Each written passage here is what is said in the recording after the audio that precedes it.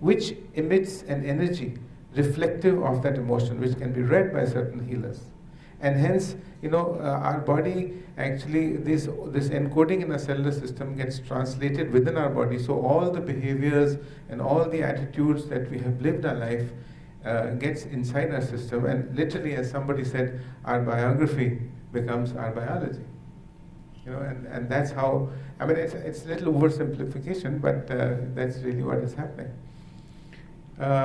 So now, the other aspect that I want to tell you about how, the mind is causing the illnesses, that, in moments of calm, stress is not such a problem, but when we are faced with, controversy and challenge, how we respond spiritually to it is, is a measure of our, stress management skills. So, in the presence of a emergency, let's say there's a big emergency, and all our automatic, chemical systems get reacted in our body, what we call the fight, flight, and fright response. Have you heard about that? The flight, fight, or response gets activated, and multiple chemicals are released in the body, which increase the heart rate because you need more blood. Your blood pressure goes up because you need more strength. You perspire because if you need to run, your body will cool. You get weak in the knees because the stored glucose, glycogen gets broken down to form fresh glucose and give you energy to run. Your blood becomes more clotty. The result is that all the maintenance and the repair systems get diverted to the place where energy is needed and depriving the body of that. But the causes of modern day stress are much different. In this very competitive, high-tech, goal-oriented world, we are constantly bombarded with these, these little micro fight, flight, and fright responses. And you can imagine that over time, all the body functions, are, worked out. So this caused the birth of another science called psychoneuroimmunology. Psycho is the mind, neuro is brain. Immunology means that part of our system which is responsible for homeostasis and immunity. And that's where for example, the mind actually gives a signal to the brain. The brain actually releases nerve impulses and neurotransmitters and neuropeptides. The volition is taken care of the nervous impulses, but there is a system in our body called the autonomic nervous system. You know about the autonomic nervous system? That part of our body which responds to involuntary and automatic body functions. And it functions without any intention. It functions with 24 hours a day. It functions without our awareness. And these chemicals have now been discovered, and a lot of them, are endorphin. Do you know how endorphin was discovered? Somebody was trying to find out where in the body does morphine exert its effect. Now, morphine has two effects: pain relief and euphoria. So she radio tagged the morphine molecule, and she found that the morphine molecule was fitting into a receptor in the brain, literally like a key is fitting into a lock. So she wondered that how the hell the brain has something, a receptor for a laboratory chemical. So naturally we must be producing some chemicals in our body which has a chemical structure which is completely akin to morphine, and that's how the world. And today we have discovered at least 50 or 60 chemicals which respond to both positive and negative commands, and they have receptors in different parts of the body, those parts which are responsible for defense, for recovery, for maintenance, and for immunity. So it's very clear. So there's no longer that this body-mind theory is no longer a hocus pocus. Psychoneuroimmunology has proved that the brain and the mind can talk to the body, and the body can talk back to the brain. It's proved. So taking this forward, this is just a depiction of the whole stress response. A few words I want to tell about psychosomatic illnesses. Psychosomatic illnesses is again a misunderstood thing. Most people think that psychosomatic illnesses are psychogenic illnesses, something which people have added on to get secondary gain. That that it is a psychological being of the person who's saying, I'm getting a pain, he needs some support, he needs some sympathy, he needs to have time off work, etc., etc., etc. But psychosomatic diseases start like this. That they start in the time of when you were very small in your subconscious or your unconscious mind. And there is an element of rage or an emotional pain or sadness. Okay? And as you grow up, all these negative influences like fear, guilt, shame, self pressures, inferiority complex, life pressures, as you go on, they all collect in the unconscious mind. Now, as the our intelligent mind, which is known for reasoning and discrimination, comes up, the unconscious mind is going to create a situation where the person may do something which is, will either suffer from the pain or from the rage or behave in a manner. So to deflect or distract the main mind, the body gives you an illness.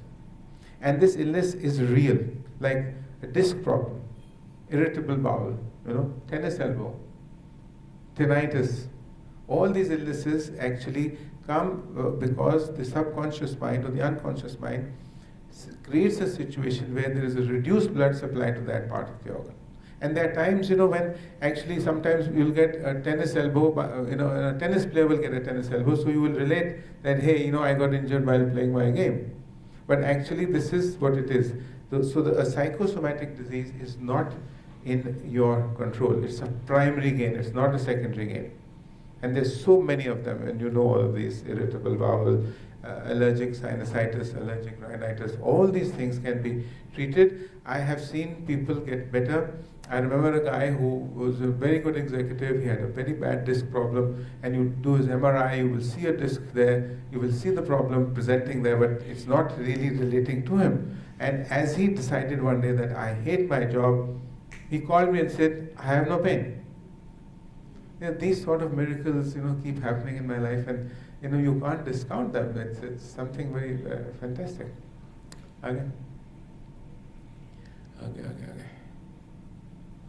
Okay, now let's get to where we are really getting into, that this is the new software that we have made. This is the integral approach to healing. Now, on the left is called integral holism and evolutionary. These are the 5 guiding principles of integral approach. The first 2 are those which define and distinguish the program. The last 3 actually are practical applications of it. So integral holism means something which covers the entire scope of the human experience, and I'll come to that in a bit. And evolutionary is quite self-explanatory, that we have to evolve in our consciousness, and as we evolve, we disidentify ourselves with a lower zone, which is integrated into a higher zone till we reach the final source. Intentional, that means we have to make proactive choices of healing. We can't say the doc said this, so I'm doing that. You have to make a choice of what it is, which is literally what person-centric also means. And the dynamic is, that means I have to adjust myself to all the approaches of life that I've dealt with. Next. Now, this is the integral map. I make my diagnosis in a patient, now comes like this. Now, let's look at this diagram. There is the biological and the psychospiritual, which is a personal aspect of our life. There's the biological and worldly, which is the outer aspect. There's the interpersonal and worldly, which is our shared experience with the world, and the inner experiences that comes to psychospiritual interpersonal. Now, normally, conventional medicine is only dealing with the left upper quadrant, okay? And none of these. So let's go a little more specific. Let's say a heart disease. Heart disease happens because of the narrowing of the arteries and the blocks, which is a biological problem. But the same guy is undergoing some stress, he's undergoing some anxiety, he's got so many problems, which is causing, adding on to the problem. He has interpersonal means he has bad relationships, he doesn't know how to deal with people in life. Worldly means that, his expression to the world in terms of his jobs, his creativity is missing. So unless we address all this, and I'll tell you how it is addressed. Okay. Now here, so let's take just roughly one by one how we are going to go about it. Here in the biological segment, we first understand our anatomical body, then we understand how it works, then we understand how we can affect the functioning of our body, that is called the body-mind, and ultimately we relegate our body to all our spiritual experiences. Similarly, in the psychospiritual side, sensory motor means reactive behavior. We just react to a situation. And as we grow, witnessing mind means that we get aware of what is happening in our life, we understand it in a better way. Finally, we become calm, we understand the whole situation till we again unite with the consciousness. Similarly, in the interpersonal one, First of all, everything is me, I, ego, ego, ego. Then it's you, you means people who I deal with, people, my family who I love. Then gradually it becomes us. Finally, the people who are, at the distant level of my association, and nobody is healed unless all of us are healed. In the worldly side, first you get into work, you need to work to survive. Finally, as you get better, you have some more creative expression, finally fulfillment, and ultimately, if you do not end up doing service or mentoring somebody or do something for a cause, you are still. So what I'm trying to show here is that you have 4 areas of development, and each area of development has got 4 different ladders to climb. Now, what I do is I have actually made questionnaires, not here today, I have made questionnaires for all these 16 elements, and ultimately we make a software of the human being, and we look where are the deficiencies or the excesses, and then we can therefore advise somebody in a very nice way. So, if there's a body problem, where is he deficient in anything? And all that is beyond the scope of this lecture, but I'm sure you understand that imagine having about 20 to 40 questions on each of that and putting them together and creating a complete integral map, what we call the integral diagnosis, and then will be the integral prescription. So it will address every gamut of human experience. I don't think that anybody has made a program like this. This program has been helped by some modern day psychologist called Ken Wilber, Sri Aurobindo, who was an old Indian sage, one of my gurus who still lives in the US in Martha's Vineyard, and a large part of my 30 years of experience. And I think that this is a program which is absolutely wonderful. And these are actually a little more details, lines of development, how we had too much of detail.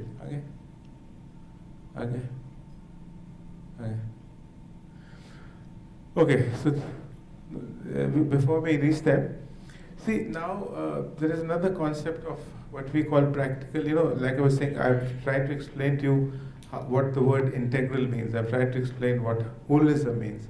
I also want to talk a bit about spirituality. Spirituality is again a flock to death word, and everybody feels being spiritual means religious, and nothing could be further than the truth. Carl Jung, the psychologist, he gave one of the best examples of religion versus spirituality. He said, religion is like a vaccination. It prevents you from a direct experience with God. I thought it was very wonderfully said.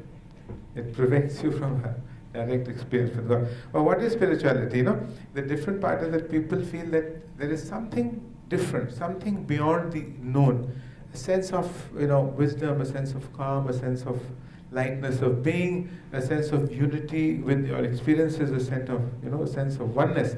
And this sense of oneness is independent of both mental development and education.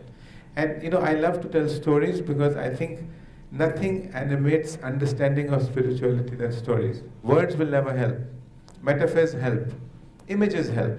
But nothing animates metaphors, symbols, and words like stories. A very nice story about the fact that I said that you don't need to be educated or mentally developed to be spiritual is a very nice story that there was a bishop who went to the far islands in the South Seas, and he says that these people are all cannibals and they don't know anything about the Lord's Prayer.